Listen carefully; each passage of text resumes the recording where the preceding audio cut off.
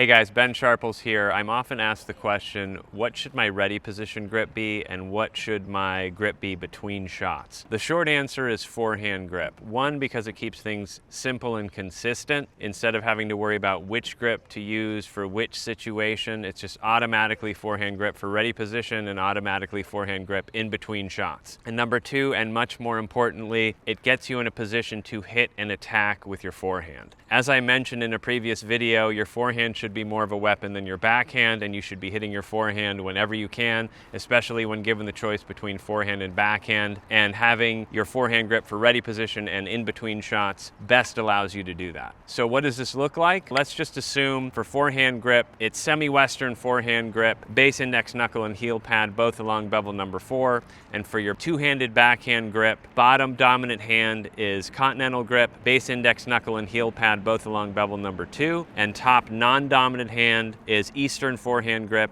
base index knuckle and heel pad both along bevel number 3. These aren't the only grips for forehand and backhand that work. Let's just use these as an example. The first scenario is if you have a two-handed backhand. Ready position off the return. Bottom hand is in forehand grip. Top hand is eastern forehand grip. So that's kind of a combination. Bottom hand is forehand grip, top hand is backhand grip. That's your ready position off the return. If you get a forehand return, you're good to go with your grip. Just release your top hand and hit your forehand. If, however, you get a two-handed backhand return, keep your top hand where it is on the grip and use it to move your racket handle counterclockwise in your bottom hand to continental. You now have your two-handed backhand grip. Hit your two-handed backhand return. If you get a backhand return that you want to slice, it's the same thing initially. Keep your top hand where it is, use it to move your racket handle counterclockwise in your bottom hand from forehand grip to continental grip, but slide your top hand up to the throat and hit your backhand slice return. This is assuming that you have a one-handed backhand slice. If you have a two-handed backhand slice, all you would do is shift your bottom hand from forehand grip to continental grip and hit your two-handed backhand slice return. Now, after you hit your return and you're now in the point, immediately go back to that ready position hand positioning. Bottom hand is in forehand grip, top hand is in backhand grip, and that is the ready position to return to after every single shot that you hit during the point as well. Regardless of whether you hit a forehand, a two-handed backhand, or a slice backhand, return to. Bottom hand is in forehand grip, top hand is in backhand grip, and this is where you should live in between shots during the point. If you have a one-handed backhand, it's simpler in that your top hand lives on the throat. If you have a one-handed backhand, you don't have to worry about sliding it up or down the racket.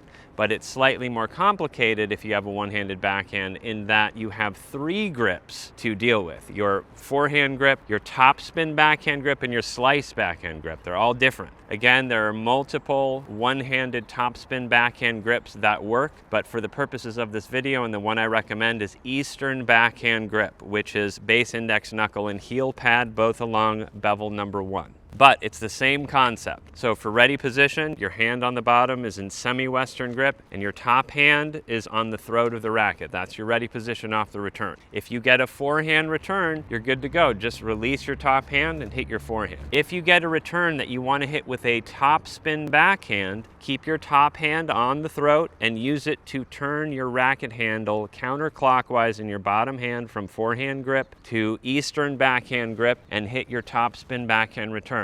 If you get a return that you want to hit with a slice backhand, same idea. Keep your top hand on the throat, use it to turn your racket handle counterclockwise in your bottom hand from forehand grip to slice continental backhand grip and hit your slice backhand return. After you hit your return and you're now in the point, just like with the two-handed backhand situation, immediately go back to your forehand grip with your bottom hand and your top hand is on the throat. And after every single shot that you hit during the point, keep returning to that hand positioning. Whether you hit a forehand, a topspin backhand, or a slice backhand, always return to forehand grip with your bottom hand and top hand on the throat of your racket. One last thing, this is an advanced level pro tip for those of you who have a two-handed backhand. And I say pro tip because this is what most of the pros who are on tour who have two-handed backhands do. For their ready position, in most situations off the return, they have the ready position hand positioning that that we just discussed. Bottom hand is forehand grip, top hand is backhand grip. However, after they hit their return and they're now in the point, as they go back to their forehand grip with their bottom hand, they actually slide their top hand up to the throat of their racket. And that's where they live in between shots during the point. If they get a two-handed backhand, they slide their top hand back down to the grip and shift to their two-handed backhand grip and hit their two-handed backhand. But after they hit that, they slide their top hand back up to the throat of their racket and shift their bottom hand back to their forehand grip. Why do they do this? Because it gives them even more leverage to hit and attack with their forehand. And if you want to advance your level and you feel like you're at that level, I highly recommend playing with this hand positioning. It's very effective and it's also a lot of fun. That's it. I hope this was helpful. If you have any questions, please feel free to leave them in the comments below. And if you like this video, I'd really appreciate it if you'd give it a thumbs up and subscribe to my channel. Thanks so much for watching, and I'll see you next time.